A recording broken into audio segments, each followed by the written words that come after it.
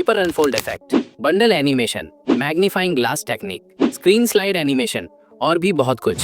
इन सारे एनिमेशंस को यूज करके मैंने मोबाइल से ये वीडियो बनाया है। पहले आप ये देख लो। अभी अगर तुम इन क्रिएटर की तरह कंटेंट क्रिएट करके YouTube से पैसे कमाना चाहते हो तो तुम्हें कुछ बेसिक स्किल्स सिखाना बहुत ज़रूरी है, जैसे कि scripting, story telling and editing, क्योंकि एडिटिंग वीडियो को इंगेजिंग बनाने में बहुत इम्पोर्टेंट रोल प्ले करता है। तो इस वीडियो में मैं एकदम आसान तरीके से वीडियो एडिटिंग के काफ़ी सारे टेक्निक्स और एनिमेशन बताने वाला हूँ। इस वीडियो को पूरा देखने के बाद आपके लिए प्रोफेशनल वीडियो एडिटिंग एक खेल बन जाएगा। तो चलो इन सारे एनिमेशन को एक एक करके बताता हूँ, बस आप वीडियो को ध्यान से देखना। Paper unfold effect. Basically paper unfold effect दो टाइप के होते हैं, एक जिस पर एक्चुअली पेपर अनफोल्ड होता है एंड दूसरा जिस पे कोई सब्जेक्ट अनफोल्ड होता है। दोनों को बनाना बहुत ईजी है। शुरुआत करते हैं फर्स्ट से। इसे बनाने के लिए तुम्हें कुछ मटेरियल चाहिए होगा, जो मैं आगे बताऊंगा आप कहां से डाउनलोड कर सकते हो। सो अभी एक ग्रीन स्क्रीन लेकर न्यू प्रोजेक्ट बना लूंगा और इसको हर बार याद से डिलीट कर देना। अब इसमें मटेरियल ऐड करना है। सबसे पहले क्रम्बल पेपर PNG। सेकेंड, इस पर मैं YouTube का लोगो अनफोल्ड करने वाला हूँ, तो YouTube का logo. And third, unfold effect green screen. अगर मटेरियल्स का लेयर ऊपर नीचे हो जाए तो लेयर्स में आकर इसी तरह से एयरलाइन कर लेना। अब YouTube के लोगो का ब्लेंड मोड स्लाइड कर दूंगा, जिससे पेपर का स्ट्रक्चर विजिबल हो सके।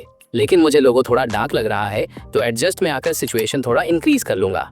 हाँ, अब ठीक है। अब इस इफेक्ट को सिलेक्ट करके रेड कलर को क्रोमा की से रिमूव कर लूंगा। अब बस इसे एडजस्ट करना है। इसके लिए इफेक्ट के लास्ट फ्रेम में आ जाना और पेपर PNG को जूम करके दोनों साइड से बराबर कर देना। अब क्योंकि दोनों पेपर आपस में सिंक नहीं हो रहे, तो एडजस्ट में आकर पेपर PNG की ब्राइटनेस को थोड़ा कम कर देना। Now first paper unfold effect is ready. अब इसे एक्सपोर्ट कर लेता हूँ। देन जब तक ये एक्सपोर्ट हो रहा है, हम लोग चलते हैं नेक्स्ट एनिमेशन पे, बंडल एनिमेशन। ये मैं बताऊं प्लीज?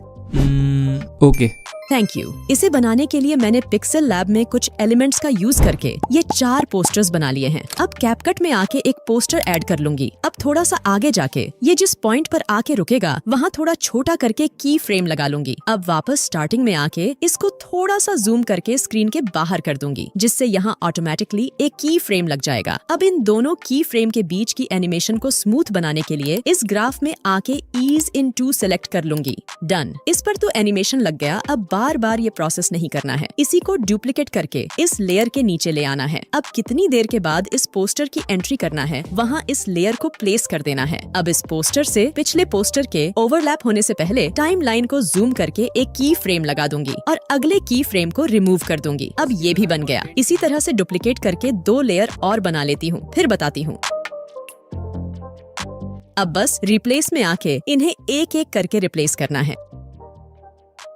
एंड या बंडल एनिमेशन इज रेडी। अब अपन चलते हैं नेक्स्ट एनिमेशन पे। ओके, अब बस करो, इससे आगे मैं बताऊंगा।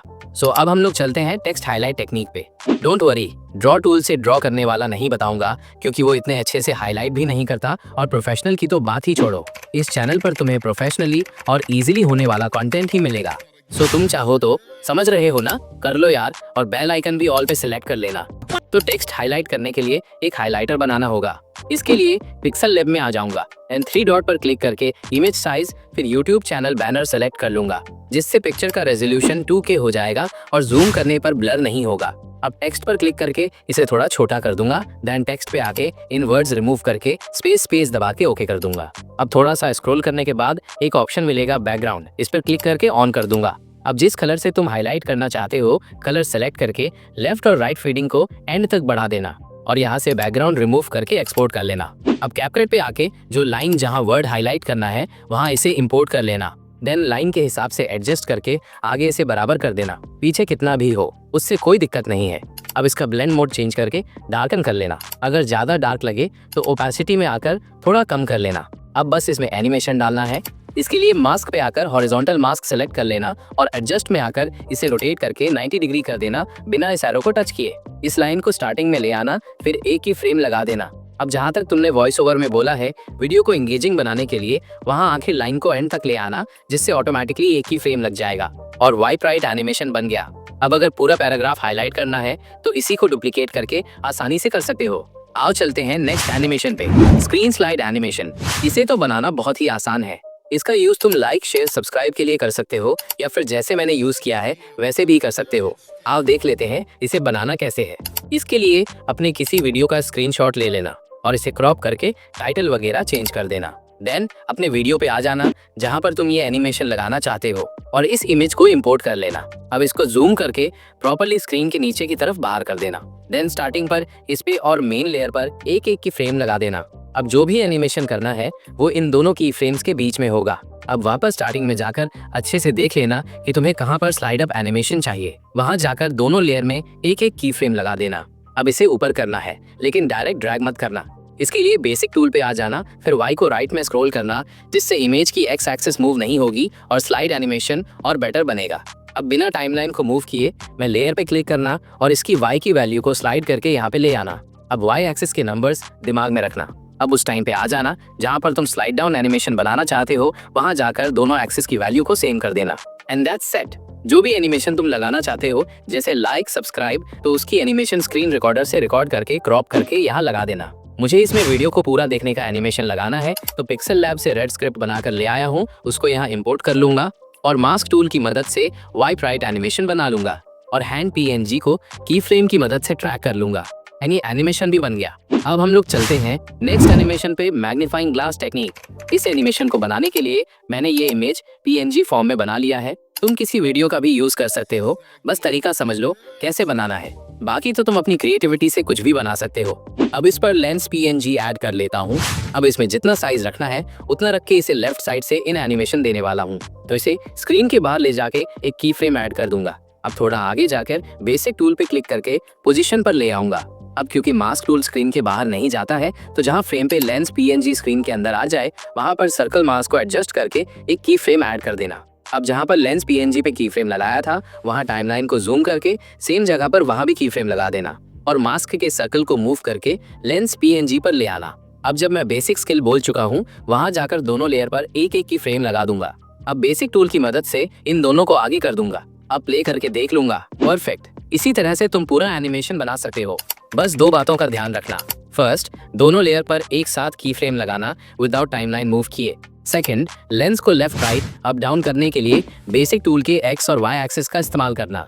डैन, हमारा पहला वाला इफेक्ट अब तक तो एक्सपोर्ट हो चुका होगा।